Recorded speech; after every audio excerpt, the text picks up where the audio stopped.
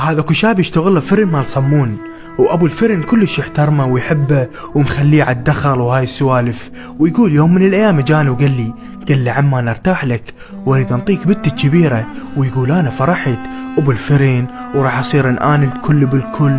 ويقول رحت شفت البنيه وطلعت خرسه. وشوف الكارثه، حطونا لايك ومتابعة من أجمل القصص. فيقول شفت البنية أحاكيها ما ترد علي، فقلت لها ما شبيها؟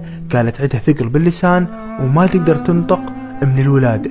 فيقول استحيت أقول له لا، هو صاحب فضل علي وهو اللي معيشني وهو اللي خلى عندي مصرف، ومن كنت أفتر بالشوارع خلاني أشتغل، وهسه عندي خير من الله إمكانية وهكذا وأشتغل وياه. فيقول بقيت محتار أردن عليه أغلس شو أسوي. فيقول طرحت الموضوع على أمي وأبوي وشوفوا ايش قالوا له.